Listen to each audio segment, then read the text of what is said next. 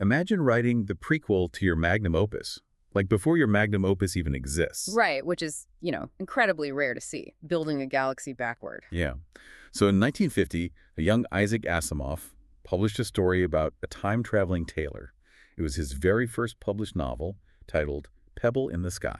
And yet, somehow, this obscure debut takes place in the exact same universe as his legendary Foundation trilogy. Which wouldn't even see book publication until a year later in 1951. So welcome to the Deep Dive. Today we are taking you on a journey through a fascinating piece of science fiction history. We really are. We're looking at a stack of analytical notes and summaries about this 1950s classic to uncover not just the plot, but, its legacy, its historical analogies, and its surprising relevance today. Because we are immersing you in the messy, brilliant, kind of pencil-smudged prototype of one of sci-fi's greatest universes.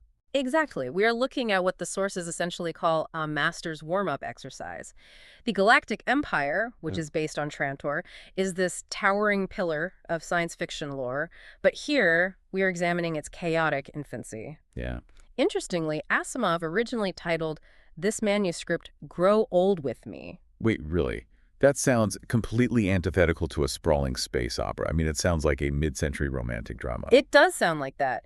It's actually a direct quotation from a Robert Browning poem, Rabbi Ben Ezra. It begins, "Grow old along with me, the best is yet to be." Oh, wow. And that title is our first major clue to the thematic depth we are going to explore today. The publisher actually suggested expanding the shorter manuscript and changing the title to Pebble in the Sky to, sound more adventurous. Right, to sell copies. Exactly. But that original Browning reference hints at the profound anxieties about aging, memory, and obsolescence that drive the narrative. We are exploring a warm-up exercise that laid the groundwork for a master's career. So we're examining both its brilliant thematic depths and, honestly, its glaring early career flaws. Oh, absolutely. There are plenty of flaws. Okay, let's unpack this. Because to grasp the sheer scale of a galactic empire, we really have to start with the smallest, most insignificant variable imaginable. We aren't starting on a gleaming starship. No, not at all. We were starting in Chicago. The year is 1949, post-war America. And we are looking at Joseph Schwartz. He is a 62-year-old retired tailor. Just taking a completely mundane walk down a city street. Right. He's a scientist.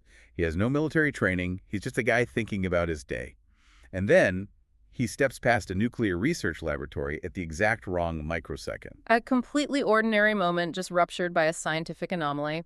A technician at the lab accidentally triggers an errant energy beam. An errant energy beam. Yeah, the beam penetrates the wall, strikes Schwartz, and violently displaces him through the temporal dimension.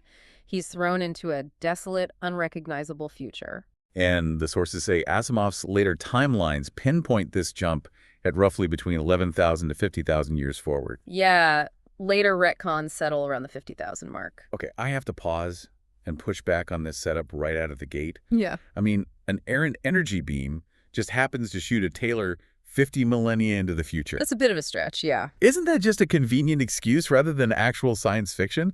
It feels completely hand-wavy. It's like an average person today slipping on a banana peel and granola tray. And landing on Mars. Yes, exactly. Your skepticism is entirely justified. It really mirrors the consensus of the literary critics we reviewed.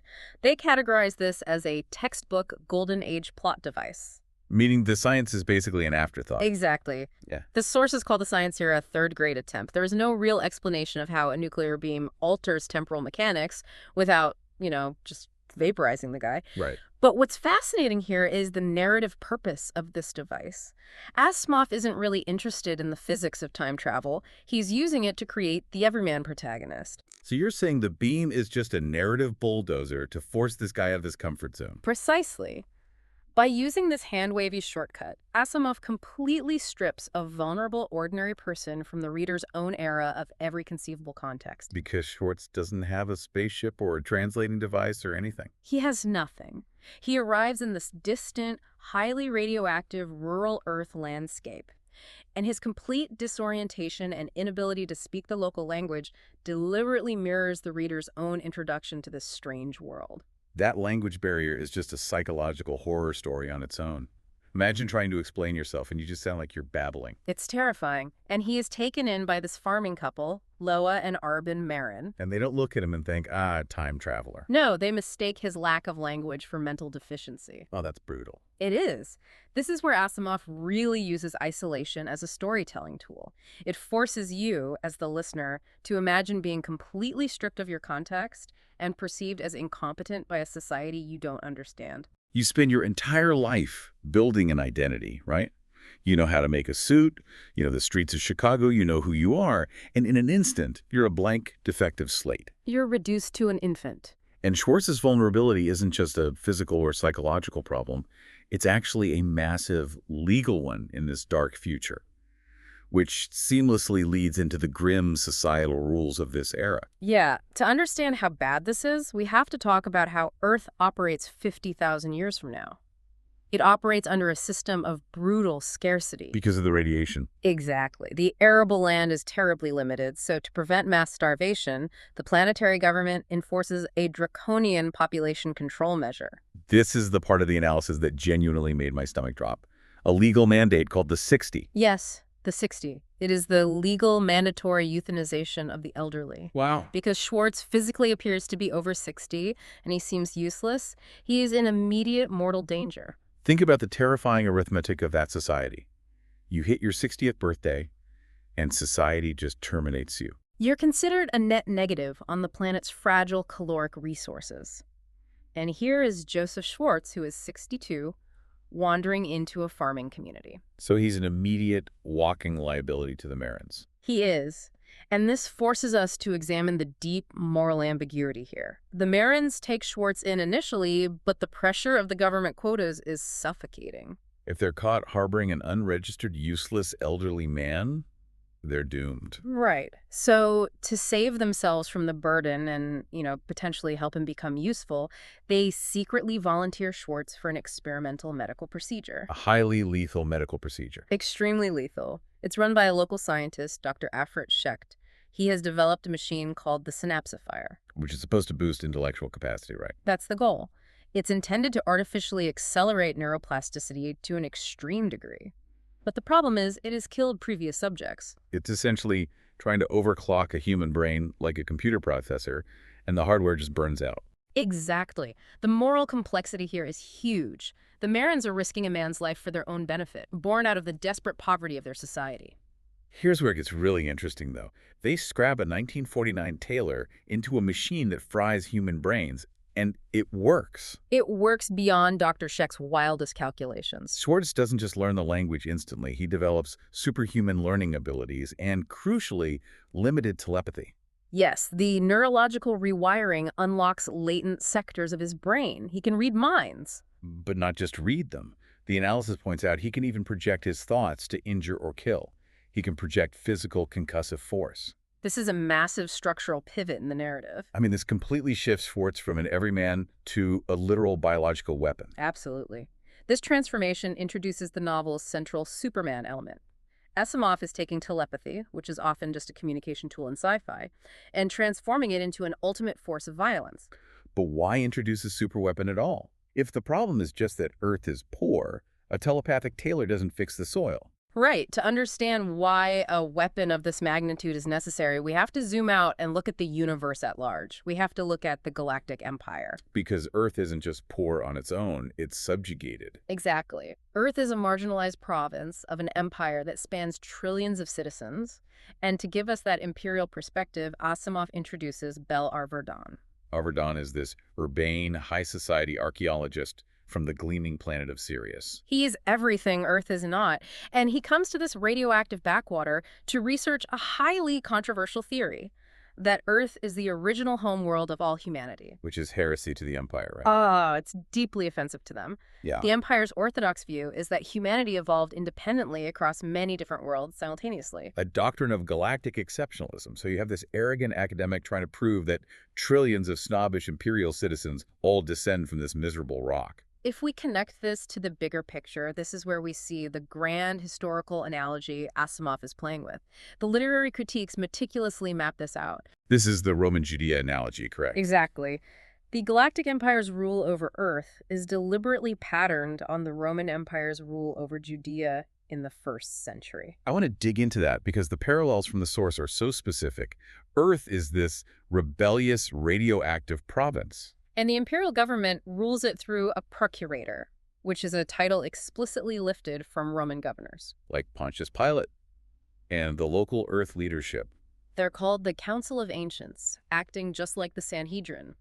And, operating in the shadows, there's a radical faction of zealots plotting an apocalyptic rebellion. So Asimov, as a Jewish author, is utilizing this specific historical framework to explore the corrosive nature of prejudice and the human cost of imperial rule. That is the thematic core. He's showing how extreme imperial suppression guarantees the creation of fanatical resistance, and he explores this beautifully through Arverdin.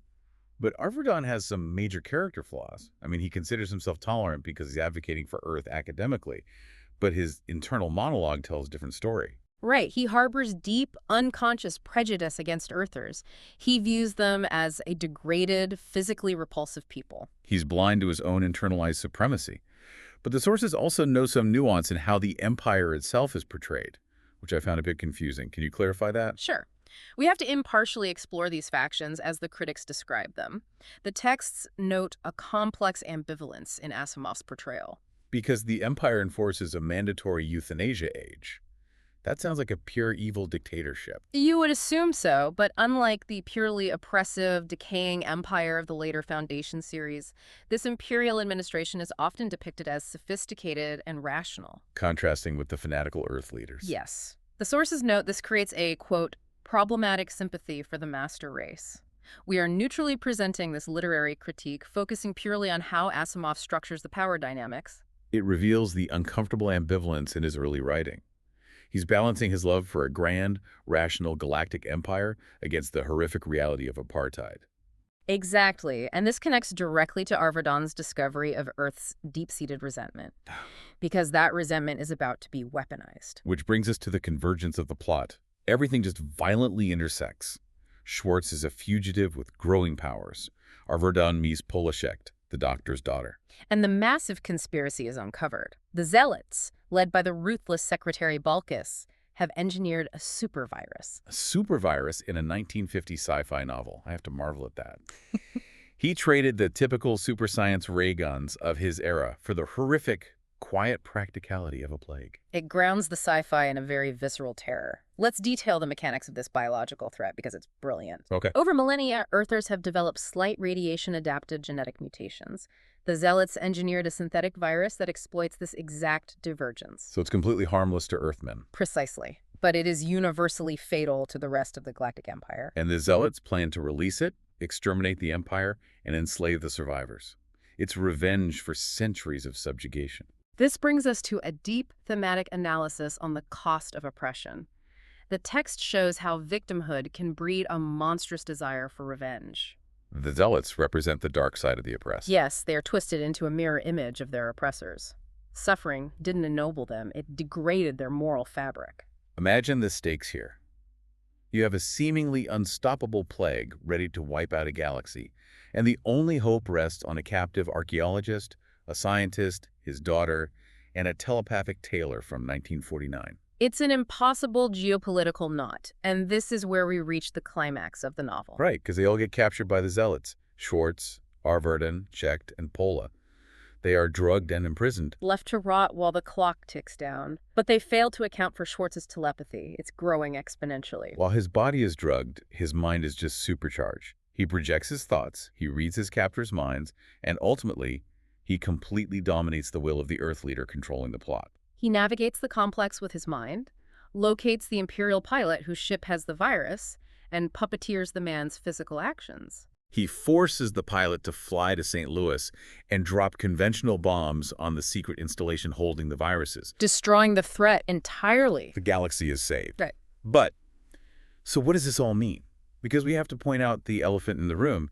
Isn't mind control a massive cheat code here? Oh, critics view this as a major deus machina. It feels like it. Ugh. You build up this complex political dilemma and you solve it with magic brain powers. The telepathy serves as a highly convenient out for a plot that lacked a logical scientific solution. It feels more like a comic book superpower. The sources even note the plot itself is a, quote, weak and lengthy series of coincidences, right? They do. It requires a massive suspension of disbelief.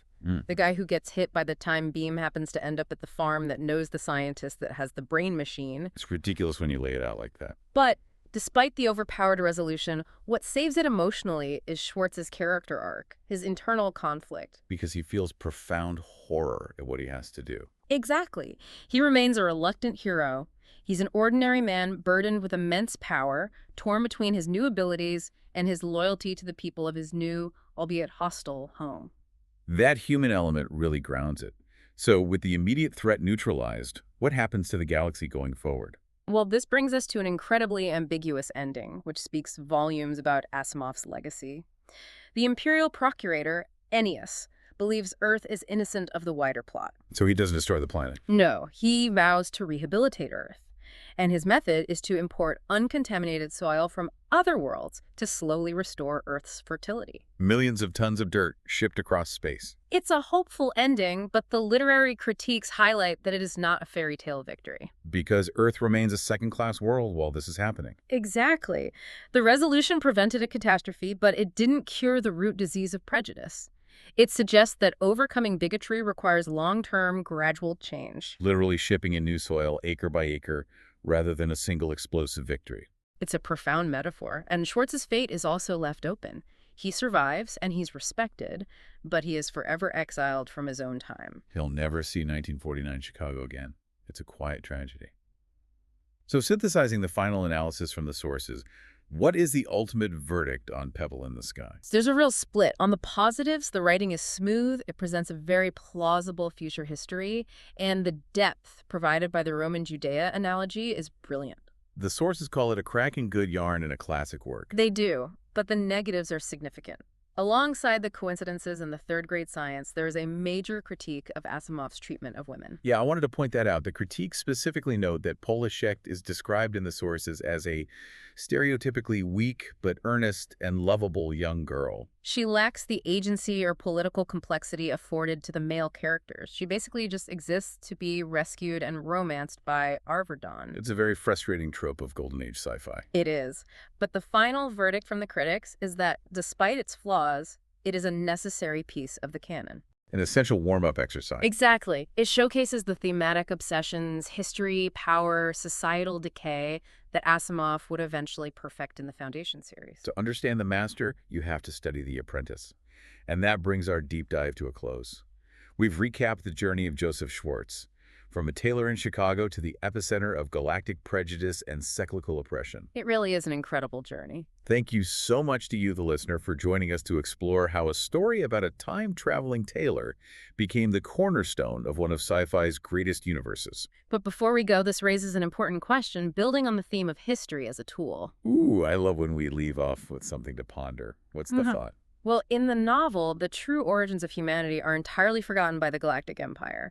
And Joseph Schwartz is the only living link to that lost truth. Because he's literally from there. Right. So if the fundamental history of an entire civilization rests solely in the mind of one ordinary, potentially fallible person, does that history even truly exist anymore? Imagine if someone from our exact current moment was dropped into an advanced future empire. What single, forgotten truth about our world would you be burdened to protect? That is profound. If you're the only one who remembers it, are you a historian? Or are you just crazy to everyone else? What an incredible implication about memory and the legacy we leave behind. Keep mulling that over, everyone. Thank you again for being here, and we'll see you on the next Deep Dive.